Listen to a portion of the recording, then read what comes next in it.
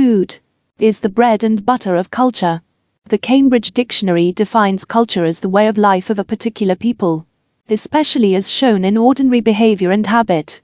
This encompasses a vast range of things, including clothes, social interactions, religious practices, technology, architecture, ceremonies of matrimony, birth and death, and dozens of other aspects of life, both big and small.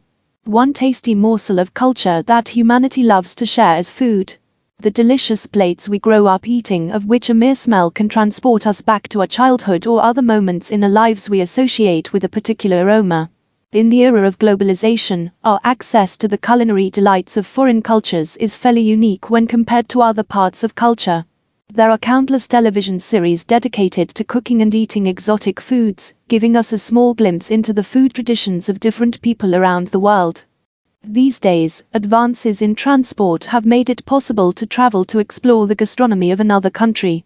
Even without speaking a word of the language, you are still able to get a literal taste of the culture you find yourself in. What's more, in many cities in the world, you are now able to walk down the street and find restaurants with many fantastic flavors and smells brought to the country by immigrants. As people have moved from one place to another throughout the history of humanity, they have brought their food with them. These foods often spread gradually into the new cultures in which they find themselves. In fact, many of the dishes we think of as belonging to our own cultures actually borrow ingredients and culinary techniques from other parts of the world. Did you know that potatoes originally came from South America, rice from Asia, and tomatoes from Mexico? These foods became a fixture in the diets of most cultures around the world as recently as a couple of hundred years ago, or even as recently as just a few decades in some cases. The culinary possibilities are endless. One area of the world in which culinary traditions are extremely diverse is Europe. Every European country has its own unique flavors, from fish and chips in the UK, sausage in Germany, pasta in Italy, to wine and cheese in France. While these foods may seem to be symbolic of national identity, on closer examination, the culinary arts in many countries are actually powerfully influenced by the immigrants that have made those countries their homes.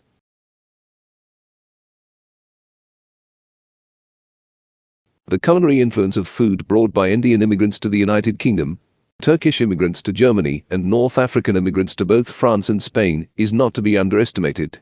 The longer the relationship with immigrants from a particular country or region, the stronger the influence of foreign food culture becomes on the traditional food of a country. In this way, national traditions, some of which date back centuries, while others only a few decades, are deeply rooted in the history of the flows of people across borders. In the United Kingdom, Indian cuisine is probably the single most influential foreign gastronomy in the country. The British Empire ruled over the Indian subcontinent from 1757, when the British East India Company was victorious over the Bengalese army and their French allies in the Battle of Plassey. Over the next 100 years, the British slowly took over the rest of the Indian subcontinent and kept it as a colony until Indian independence in 1947. It is no surprise, then, that the culinary influence of India has had a massive impact on the palates of Britons through the years. During British colonial rule, British men spent years working in India. When they travelled home, they wanted to recreate the cuisine they had become accustomed to eating while living abroad. However, this was only the start of the popularity of Indian food in the UK.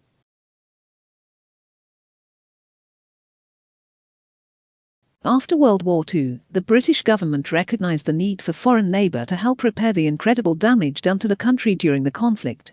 As such, they worked to attract workers from all over the world, particularly from the newly independent countries of Pakistan and India. The British Nationality Act of 1948 gave all citizens that lived in former British colonies the right to live in Britain. This act stayed in place until 1962. When the Commonwealth Immigrants Act restricted this right to those people holding a passport directly issued by the UK government, as opposed to those holding passports issued by other governorships. However, in the 14 intervening years, a great number of Indian and Pakistani immigrants found their way to the UK to work in the factories. Then, after Bangladesh won its independence from Pakistan in 1971, many Bangladeshi men living in the UK invited their wives and children to the UK. Because of the civil unrest in the region at the time, many chose to take this route. At the end of the 1970s, the UK economy went into recession. Many factories where these South Asian immigrants worked closed. Some of the men that lost their jobs saw a gap in the market and began to open South Asian restaurants in the towns and cities of the UK. The idea was a massive success, as curry was perfectly suited to British tastes. The number of curry houses has grown exponentially since then to approximately 17,000 throughout the UK. The curry industry now adds £4.2 billion to the UK economy. Immigrants make up the lion's share of curry shop owners, with Bangladeshi immigrants owning between 65–75% of Indian restaurants. In October 1998, the first National Curry Week took place in the UK to celebrate the booming Indian restaurant business. The integral role Indian food plays in British cuisine was recognized by British Foreign Secretary Robin Cook when he called chicken tikka masala a true British national dish in 2001. Unfortunately, the recent anti-immigrant sentiment, manifesting in the Brexit movement, has severely affected the curry industry. By 2016, the UK was already making it more difficult to immigrate to the country. This has resulted in the closure of many curry houses due to a lack of skilled chefs from South Asia with the expertise to create popular curry dishes that British people know and love. As Britain leaves the European Union, will it also lose access to the diverse cuisine that immigrants provide? Only time will tell. Germany has the largest number of immigrants of any country in the EU. Over 3 million of these immigrants are of Turkish descent. Much of these people came as a result of a 1961 labor recruitment agreement between West Germany and Turkey, signed to meet German labor demands. In less than 10 years, over 1 million Turkish people had immigrated to Germany to work. While Germany's relationship with Turkey does not span centuries like the relationship between the UK and India, Turkish influence on German cuisine is noteworthy. One German fast food dish in particular, the doner kebab, owes its creation to Turkish immigrants.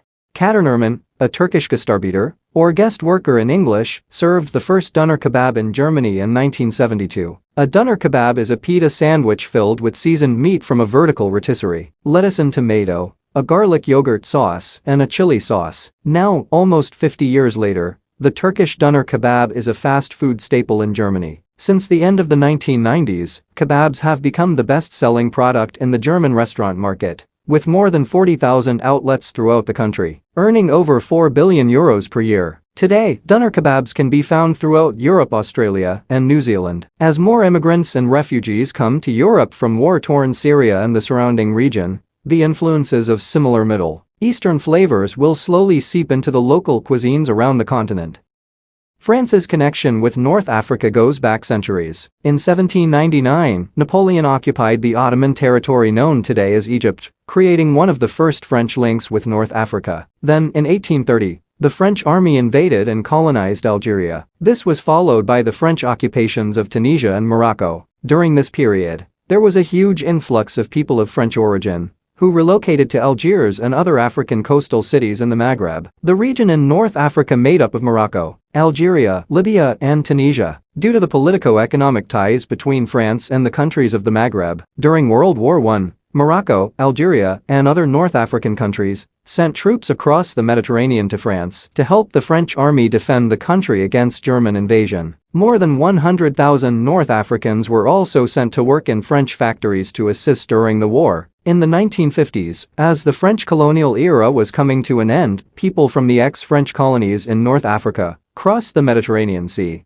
and went to make new lives for themselves and their families in France. This immigration continued in the 1970s, as difficult economic times necessitated the arrival of new workers to stimulate French industry. Today, there are almost 3 million people with North African heritage living in France. These people have brought their culture and culinary traditions along with them. If you visit any modern French city today, you are sure to find numerous North African restaurants full of French people enjoying the wonderfully fragrant flavors of the Maghreb. It is this popularity that has led a certain North African dish to become one of the top 3 most popular dishes in France today.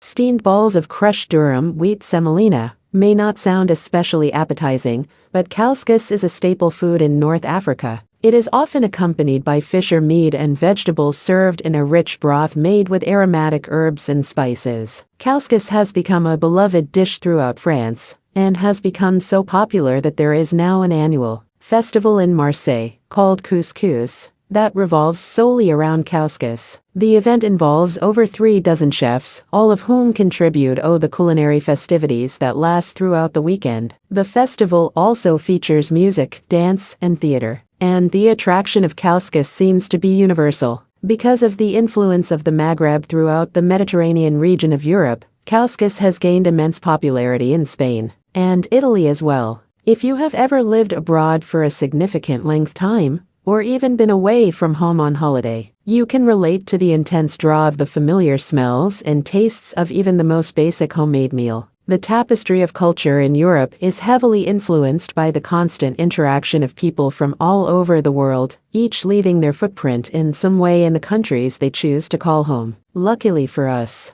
the imprint immigrants have left in Europe leaves a very pleasant taste in our mouths. There is nothing more comforting than finding food you associate with important times in your life, even if it was brought to your country by people from other places.